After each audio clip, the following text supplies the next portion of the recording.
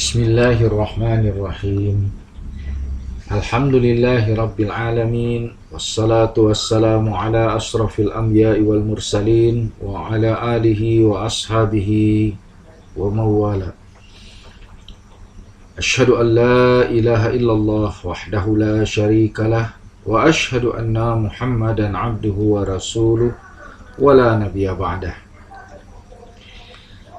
Teman-teman Kauja yang tersayang, alhamdulillah kembali kita diperkenankan oleh Allah untuk berjumpa dalam pembahasan kajian bab ke-12 dari kitab Majelis Syahrul Ramadan ini.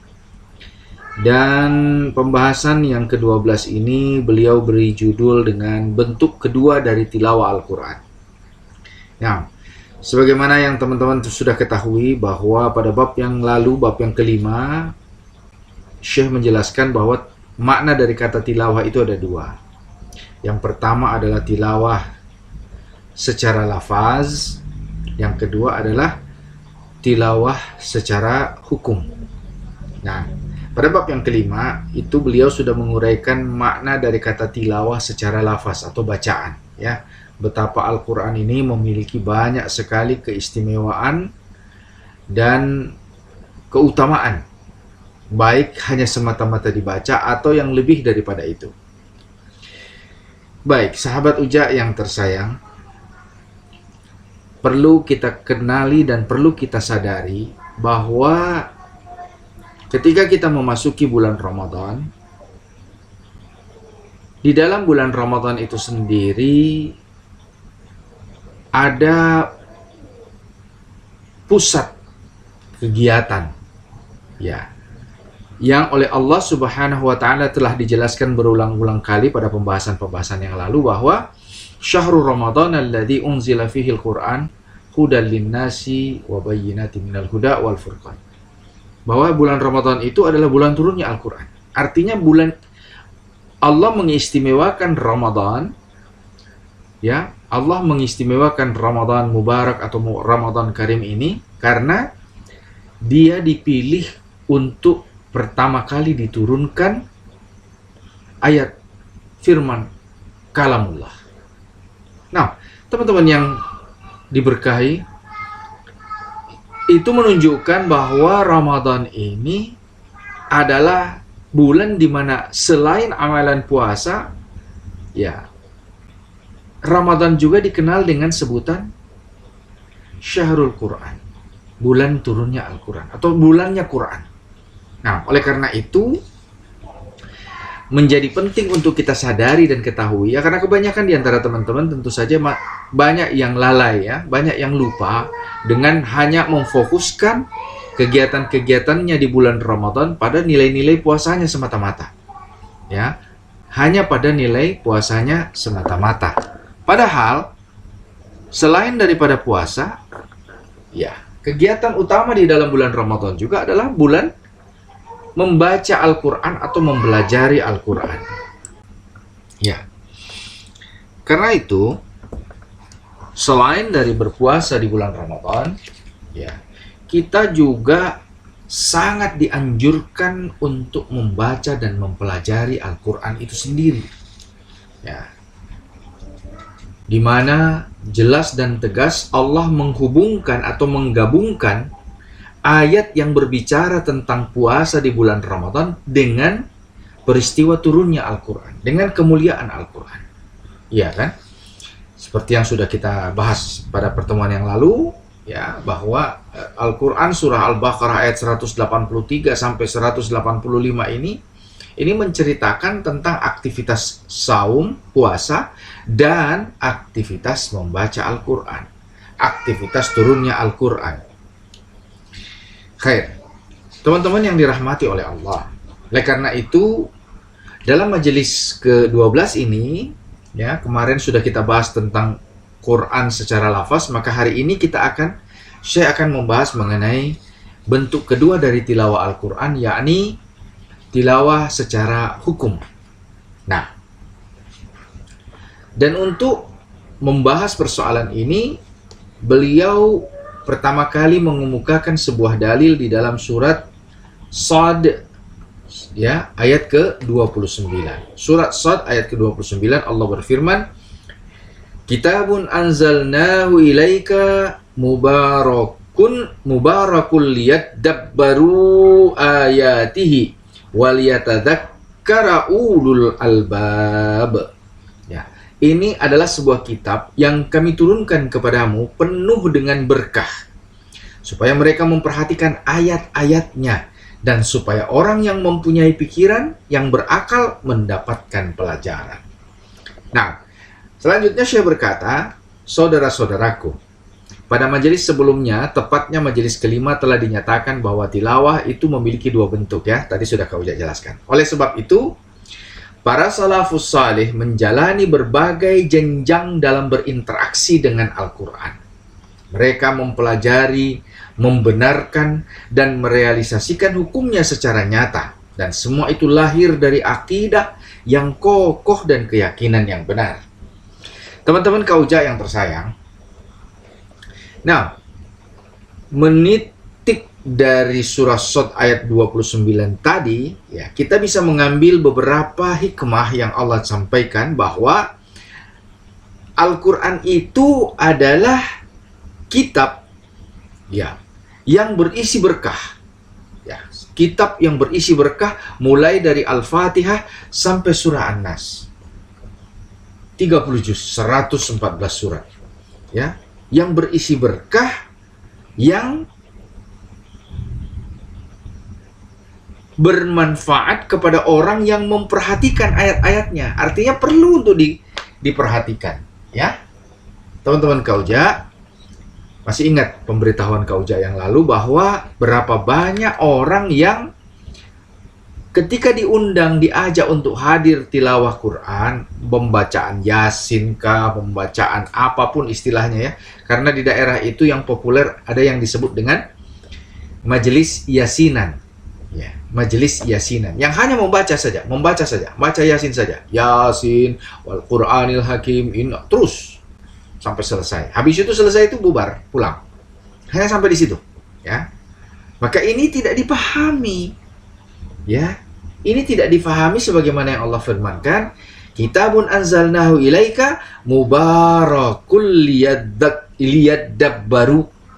Ya, kitab yang penuh dengan berkah agar manusia mempelajari isi dari ayat-ayat tersebut. Ya, isi dari kandungan ayat tersebut. Ya. Di dalam kitab Sifatus Sahabah, kata Syekh Abu Abdurrahman As-Sulami berkata, ya, Abu Abdurrahman As-Sulami rahimahullah berkata bahwa kami diberitahu oleh orang-orang yang membacakan Al-Quran kepada kami, seperti Utsman bin Affan, Abdullah bin Mas'ud, dan selain mereka. Nah, ya, Abdurrahman As-Sulami ini adalah tabi'in, ya, tabi'in yang menimba ilmu kepada para sahabat. Nah, kata dia, ya, bahwasanya jika mereka para sahabat mempelajari Al-Quran dari Nabi Sallallahu Alaihi Wasallam sebanyak 10 ayat, maka mereka tidak akan menambah hafalannya, tidak akan melewatinya sampai mereka paham satu kandungan ayat tersebut. Kan? Jadi bukan hanya semata-mata menghafal, tapi mereka juga berusaha memahami kandungan ayat tersebut. Mereka menunggu penjelasan dari Rasulullah. Setelah dijelaskan, mereka paham, ya, baik secara ilmu maupun dengan amal. Baik secara ilmu, maksudnya apa makna daripada ayat tersebut, lalu bagaimana caranya kita mengamalkannya. Nah, sebagai contoh, kita kembali ke surat Shad ayat 29. Ya, di sini ayat ini Allah Subhanahu wa taala berfirman, Kitabun anzalnahu ilaika, kitab yang diturunkan kepadamu. Kata Allah, mubarakul liyadabbaru ayatihi, agar ayatnya dipelajari. Maka kita paham secara ilmu bahwa Al-Quran itu harus dipelajari, dikaji, dipahami. Ya. Waliyatadzakkara ulul albab, dan akan menjadi bahan renungan bagi orang yang berakal. Artinya, Pemahaman secara keilmuan menunjukkan bahwa Al-Quran ini memiliki kandungan yang sangat luas dan penuh dengan keberkahan, serta dituntut untuk ditadabburi, teman-teman. Ya, menuntut untuk ditadabburi, untuk dikaji, bukan sekedar tilawah, bukan sekedar bacaan, tapi dipahami maknanya. Nah, kemudian amalnya bagaimana? Amalnya tentu dengan membaca Al-Quran dan mencari terjemahan dan menghadiri majelis-majelis taklim, pembahasan dari para alim ulama. Nah,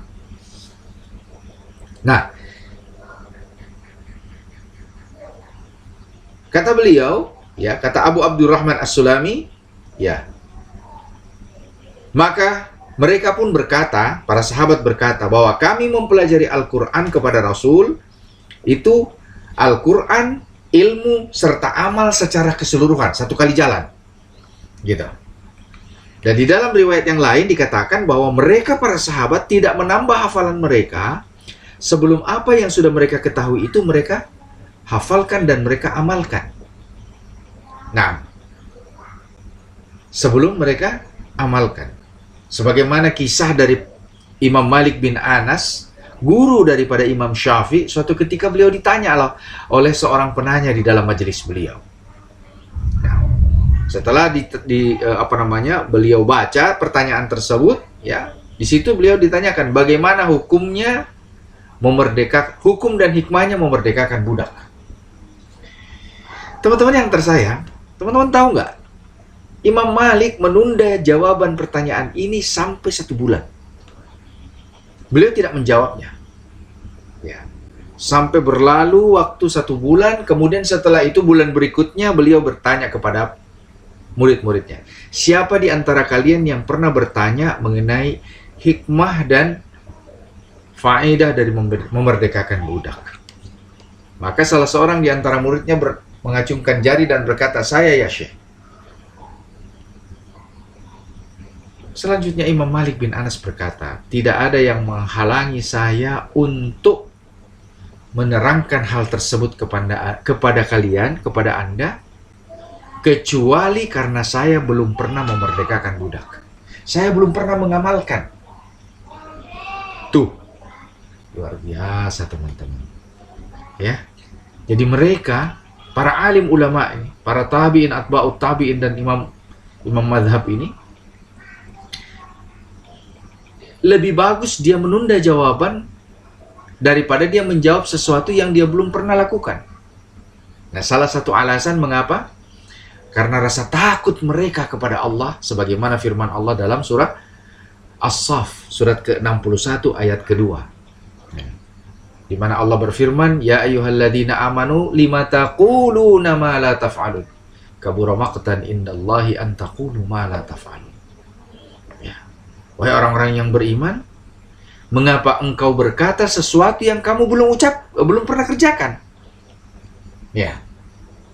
Amat besar kemurkaan di sisi Allah terhadap orang-orang yang berkata apa yang belum dia belum kerjakan. Masya Allah, tabarakallah, ya. Baik, teman-teman yang dirahmati oleh Allah. Lihat, mereka para sahabat, para tabi'in, para tabi'ut tabi'in, dan para ulama-ulama setelah mereka betul-betul menjaga nilai-nilai Al-Quran itu agar mereka amalkan dalam kehidupan sehari-hari. Bukan hanya di tilawah saja, teman-teman. Ya. Berikutnya saya menghadirkan dalil dari surat Toha, surat ke-20, ayat 123 dan sampai 127. Ya. Allah Subhanahu wa Ta'ala berfirman, maka jika datang kepadamu petunjuk dariku, lalu barang siapa yang mengikuti petunjukku, maka ia tidak akan sesat dan tidak akan celaka. Ya, teman-teman yang tersayang,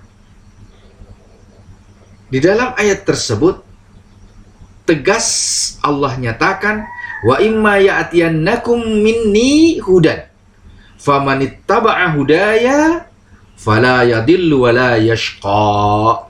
Ya. Perhatikan, Famanittaba'a hudaya, barang siapa yang ittiba, yang mengikuti petunjukku dengan ilmu, ittiba dengan ilmu.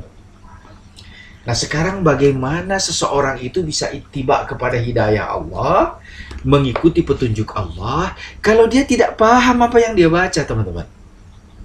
Ya, bagaimana mungkin dia bisa mengikuti? Dia hanya membaca, mungkin bahkan sebahagian besar di antara peserta majelis yasinan ini bahkan hafal dengan surat Yasin. Sudah di luar kepala. Tetapi mereka tidak pernah mengerti apa kandungan dan arti daripada ayat tersebut. Maka tentulah orang tersebut tidak termasuk di dalam penjelasan Allah di surat Thaha ayat 123 ini. Ya.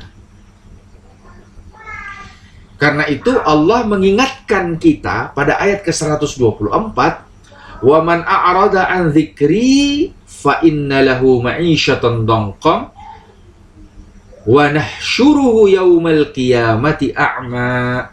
Ya, dan barang siapa yang berpaling dari peringatanku, maka sesungguhnya baginya penghidupan yang sempit, serba susah. Dan kami akan menghimpunkannya pada hari kiamat dalam keadaan buta.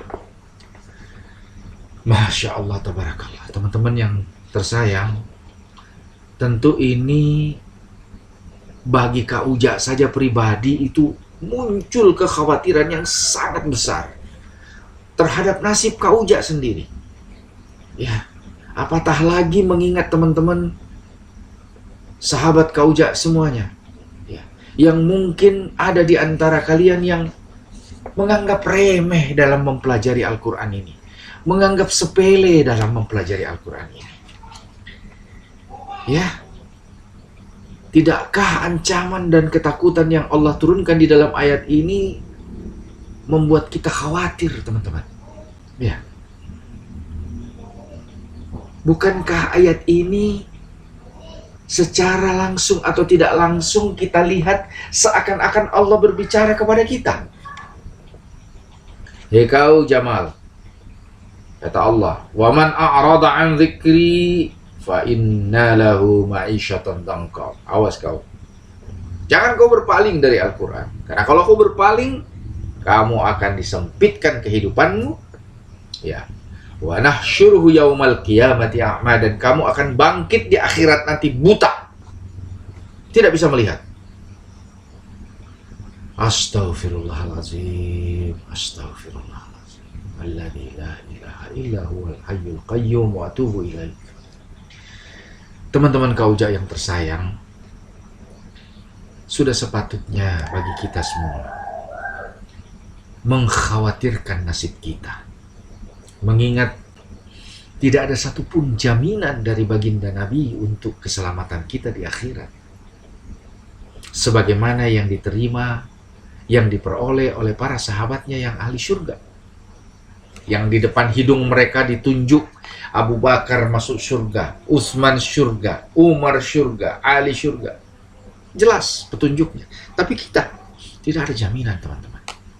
Ya, karena itu alangkah baiknya apabila kita menumbuhkan rasa takut di dalam jiwa kita terhadap ayat-ayat Allah yang berupa ancaman ini. Dan kita tidak merasa aman gitu. Ya.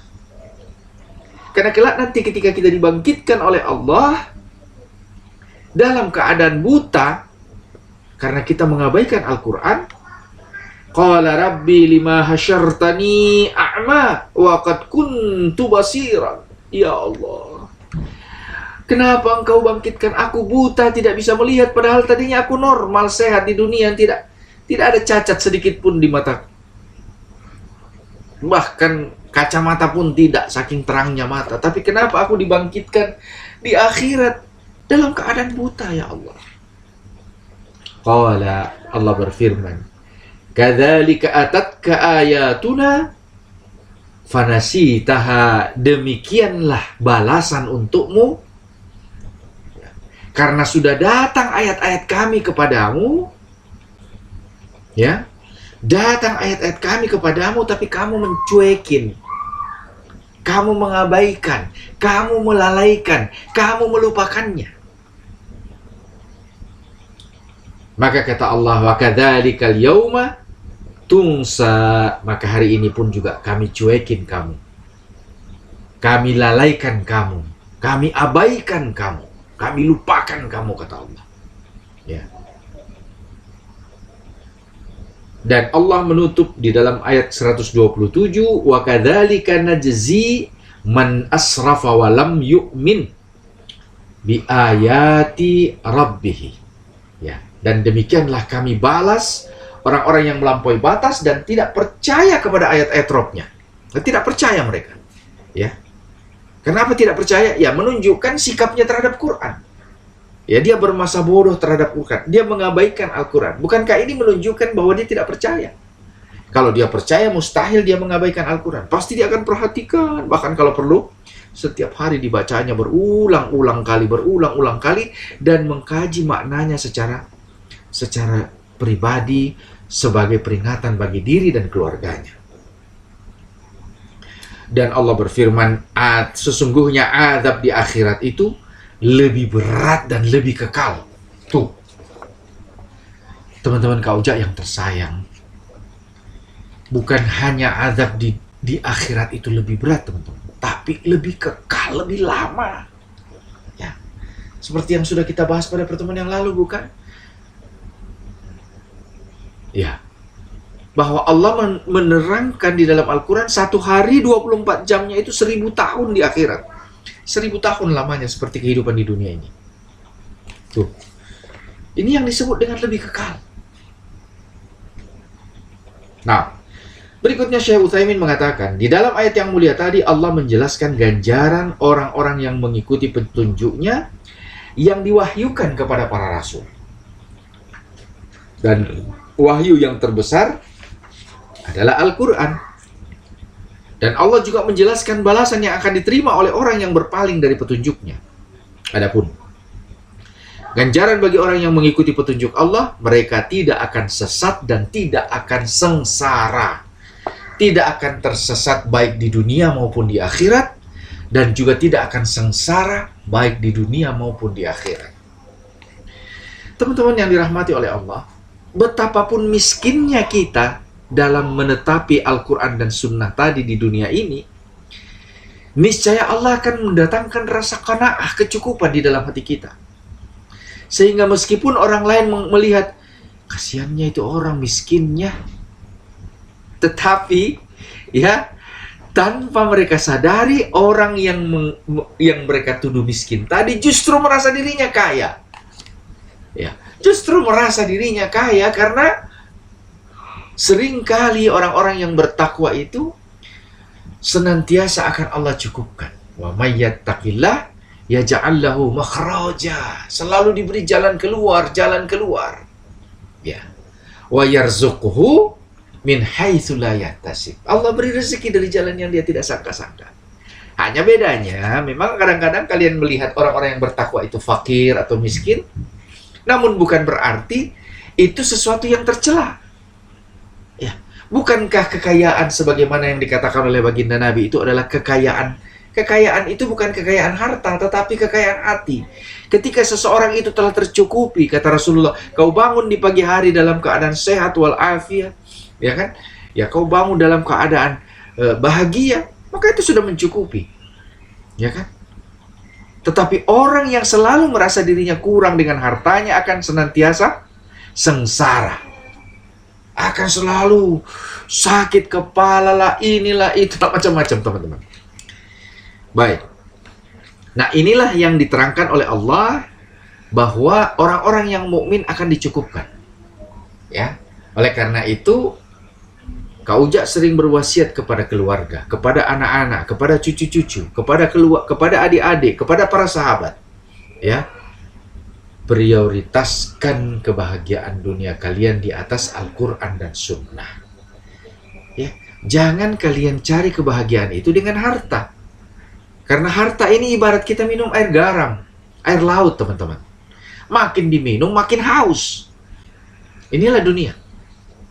Kalau kalian terus-menerus mengejar kebahagiaan dari mata manusia atau dengan kacamata harta benda, maka tidak akan ada akhirnya. Ya. Kata Syekh, di dalam kubur, orang-orang tersebut akan merasakan kesempitan dan himpitan, sehingga tulang mereka hancur berantakan. Ya, orang-orang yang mengabaikan Al-Quran ini akan menyesal.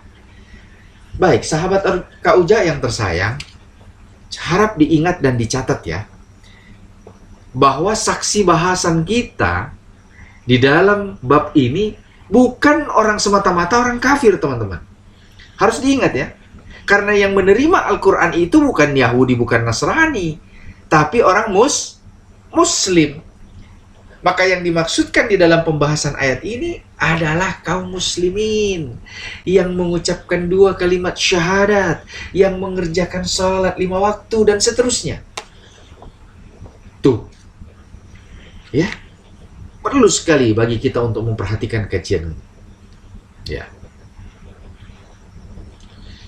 Dan berikutnya Syekh menghadirkan dalil dari surah Al-Isra, surat ke-17 ayat ke-97, ya.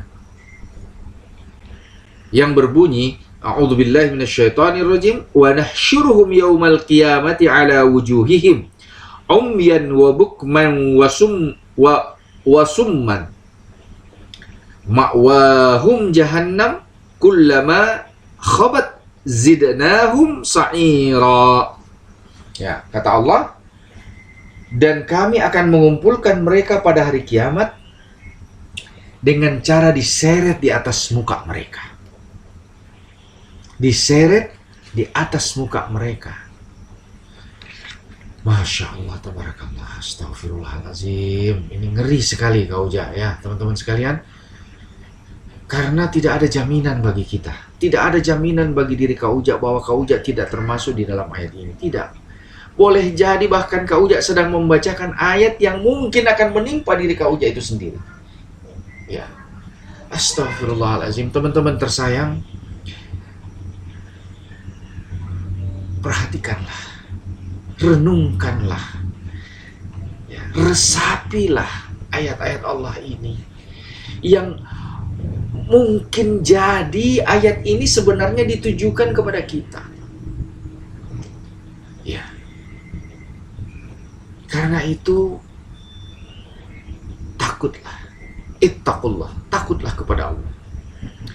Kata Allah, kami akan mengumpulkan mereka pada hari kiamat diseret di atas muka mereka dalam keadaan buta, bisu, dan tuli. Tempat kediaman mereka adalah neraka jahanam. Tiap kali nyala api jahanam itu akan padam, kami tambah lagi bagi mereka nyala. Na'udzubillah, thumma na'udzubillahi min dzalik. Teman-teman Kak Uja yang tercinta, Kak Uja hampir nggak bisa ngomong apa-apa nih, saking ya Allah, ya Rabbi. Astagfirullahaladzim. Ya teman-teman sekalian, itu adalah siksa ya, terhadap orang-orang yang mengabaikan Al-Quran, terhadap orang-orang yang mengabaikan perintah Allah, orang-orang yang menganggap remeh Al-Quran, orang-orang yang tidak peduli dengan firman Allah, tidak merasa perlu untuk mengetahui isi Al-Quran. Ya, bayangkan teman-teman, dibangkitkan pada hari kiamat buta, bisu, tuli. Bagaimana sunyinya kehidupan yang kedua kali ketika dia dibangkitkan ini. Bagaimana perihnya ketika dia tidak bisa melihat apa-apa, tidak bisa berbicara sama sekali, bisu, dan tidak mendengar apa-apa. Tahu-tahu yang dia rasakan tinggal diangkat, ditarik oleh malaikat Allah, lalu dihempaskan ke dalam neraka jahanam.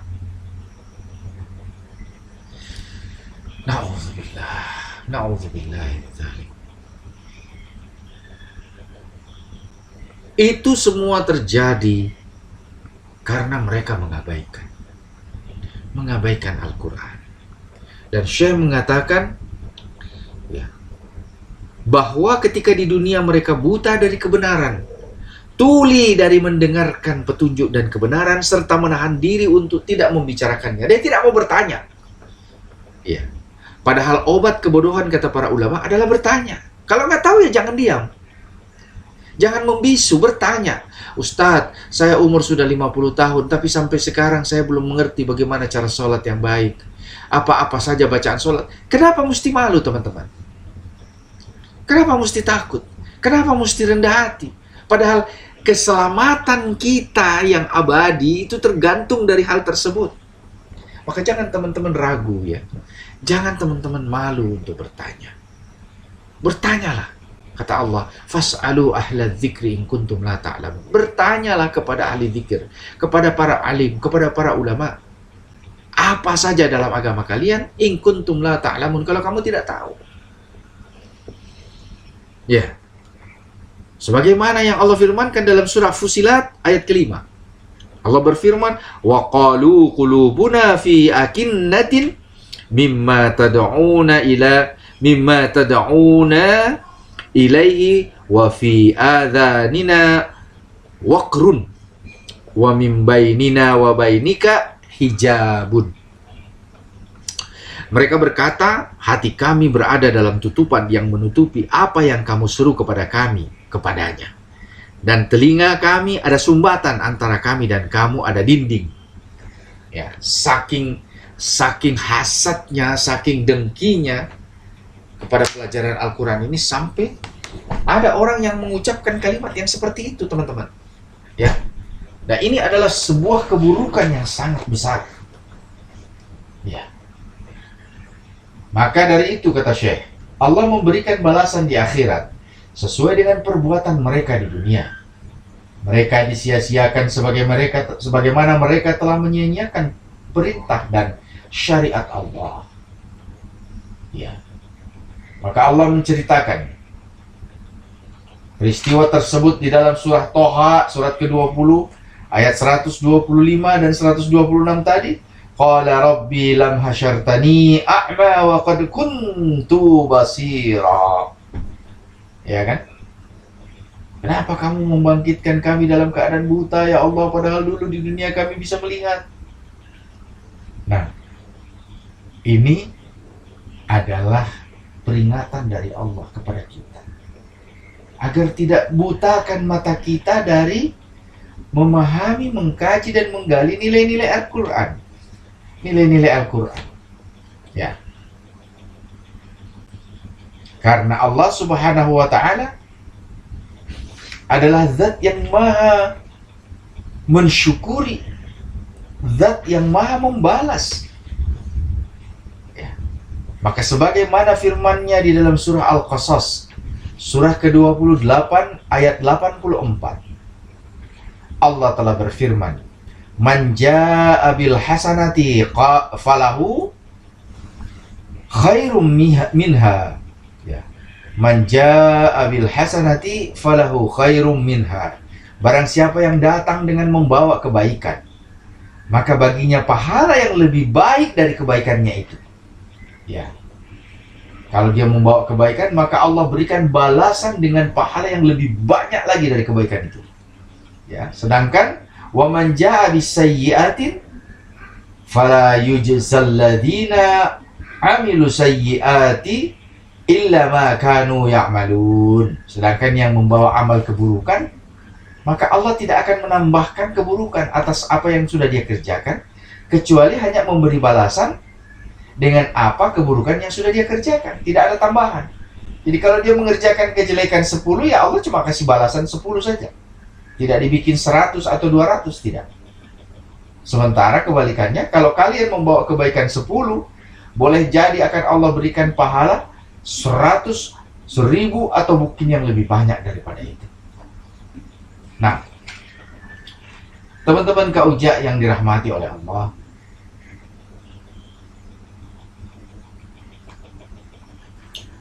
ya, beliau menukil sebuah riwayat hadis yang diriwayatkan oleh Imam Al-Hakim hadis sahih dari Ibnu Abbas, sahabat Nabi Shallallahu Alaihi Wasallam, bahwa Nabi telah berkhutbah di hadapan manusia ketika haji wada, dan beliau bersabda, Inna syaitana qad ya'isa ayyu'bada fi ardikum. Ya. Sesungguhnya syaitan telah berputus asa untuk disembah di negeri kalian. Ya. Di Makkah dan Madinah ini syaitan sudah berputus asa. Namun kata Nabi, ya, walakin radiya ayyuta'a fi ma siwa dzalika mimma tahaqaruna min a'malikum fahdharu. Ya, ini mohon maaf teman-teman ya. Kebetulan penerangan di ruangan Kak Uja ini kurang bagus, mata juga udah. Jadi kadang-kadang agak sulit membacanya. Baik. Kata Nabi, namun syaitan itu ridho apabila ia ditaati dalam amalan-amalan yang kalian anggap remeh. Nah, lihat. Ya. Maka berhati-hatilah. Berhati-hatilah karena sesungguhnya kata Nabi, aku telah meninggalkan pusaka yang jika kalian berpegang teguh dengannya, niscaya kalian tidak akan pernah tersesat untuk selamanya. Dia adalah kitabullah dan sunnah nabinya. Baik, teman-teman Kak Uja yang dirahmati oleh Allah. Ya. Itu juga merupakan peringatan dari baginda Nabi Shallallahu Alaihi Wasallam kepada kita, ya, yang menunjukkan kasih sayang, rasa cinta Nabi kepada umatnya, ya kan, bahwa beliau menerangkan syaitan itu kalau di Makkah Madinah sudah tidak berkuasa dia, tapi banyak orang yang disesatkan di dua kota mulia ini, ya, karena mereka menyepelekan, menganggap remeh. Ya. Karena disinilah syaitan juga punya kesenangan gitu. Dan bukan hanya di Mekah dan Madinah ya, termasuk di Indonesia sekalian. Teman-teman semua, ya. Karena itu kata Nabi, jangan kau meremehkan. Ya. Jangan menganggap remeh ya, terutama Al-Qur'an dan sunnah Nabi. Maka berhati-hatilah. Ya.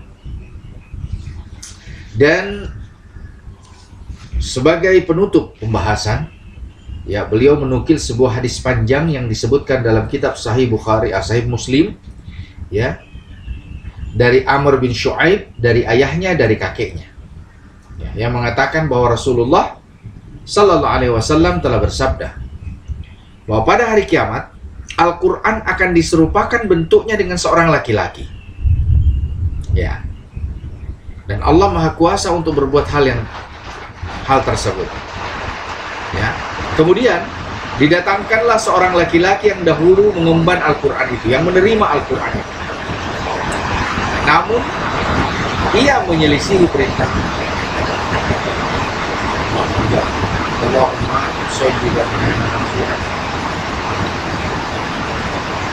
Namun ia menyelisihi perintahnya dan Al-Quran yang bertindak sebagai musuhnya.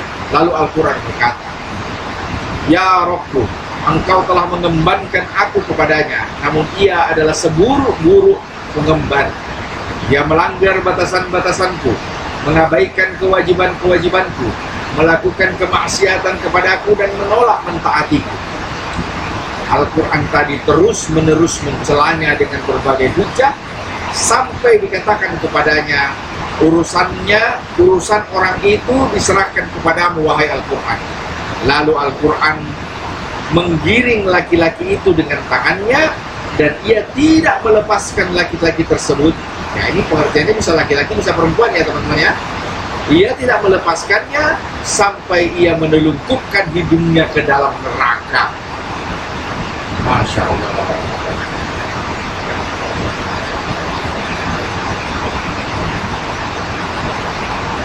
Baik, teman-teman yang dirahmati oleh Allah, ya.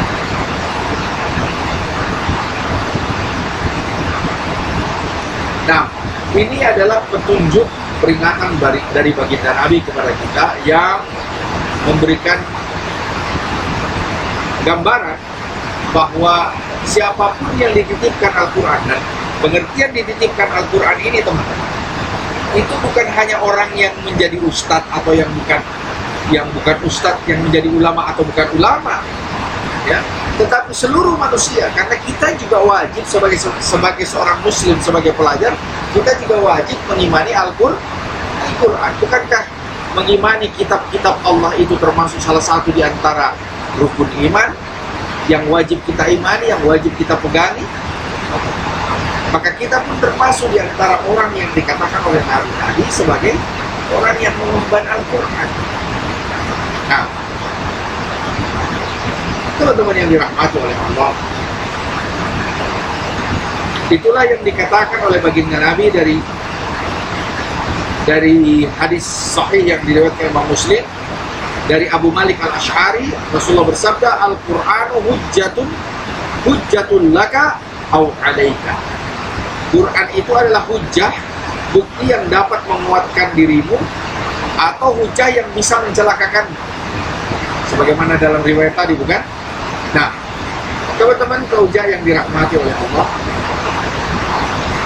karena itu Allah Subhanahu wa Ta'ala mewasiatkan kepada kita, ya, mewasiatkan kepada kita Al-Quran ini sebagai petunjuk dan jalan keselamatan, agar kita tidak tersesat karenanya. Dan sebagai penutup dalil Al-Quran, ya, Syekh Utsaimin mengutip surah Al-Furqan, ya, surat ke-25 ayat ke-27 sampai 31. A'udzu billahi minasyaitonir rajim. Bismillahirrahmanirrahim. Wa yawma ya'addu adh-dhalimu ala yadayhi yaqulu ya laitani ittakhadhtu ma'a rasuli sabila. Ya waylata laitani lam attakhidh fulanan khalila. Laqad adallani 'anil dhikri ba'da idh ja'ani wa kana asy-syaitanu lil insani khadula. Wa qala ar-rasulu ya rabbi inni qaumun ittakhadhu hadzal qur'ana mahjura. Kadzalika ja'alna likulli nabiyyin 'aduwwan minal mujrimin wa kafaa bi rabbika hadiyan wa nasira. Dan ingatlah hari ketika itu orang yang zalim menggigit kedua tangannya seraya berkata, aduhai, sekiranya dahulu aku mengambil jalan bersama-sama dengan Rasul, kecelakaan besarlah bagiku kiranya aku dahulu tidak menjadikan fulan teman akrabku. Sesungguhnya dia telah menyesatkanku dari Al-Quran ketika ia telah mendatangiku, dan adalah syaitan itu tidak mau menolong manusia. Berkatalah Rasul, ya Rabbku, sesungguhnya kaumku menjadikan Al-Quran ini suatu yang tidak diacuhkan, dan karena itulah telah kami adakan bagi tiap-tiap nabi musuh dari orang-orang yang berdosa, dan cukuplah Rabbmu menjadi pemberi petunjuk dan penolong. Teman-teman kauja yang tercinta, pada ayat penutup ini, ya, Allah juga menceritakan tentang teman yang buruk, ya, sesalan orang yang berteman dengan teman yang buruk. Karena itu pandai-pandailah memilih teman, ya. Barang siapa yang salah dalam memilih teman, dengan memilih orang-orang yang menjerumuskan atau menyesatkannya dari jalan Allah, maka di akhirat dia akan menyesal, ya. Karena itu pilihlah orang-orang yang saleh, pilihlah ahlul Quran, pilihlah orang-orang yang senantiasa mengajak kepada kebaikan. Teman-teman yang dirahmati oleh Allah, ya, mudah-mudahan inilah penghujung pembahasan dari bab yang ke-12, dan insya Allah Ta'ala kita akan lanjutkan pada bab yang ke-13 yang diberi judul oleh Syekh dengan adab-adab membaca Al-Quran pada pertemuan yang akan datang. Ya, makanya teman-teman, yang mudah-mudahan masih tetap istiqamah dan terus mengikuti pembahasan kitab ini sampai selesai. Akhirul kalam, kita tutup dengan doa kafaratul majlis dan kalimatul hamdalah. Subhanaka Allahumma wa bihamdika asyhadu an la ilaha illa anta astaghfiruka wa atubu ilaik.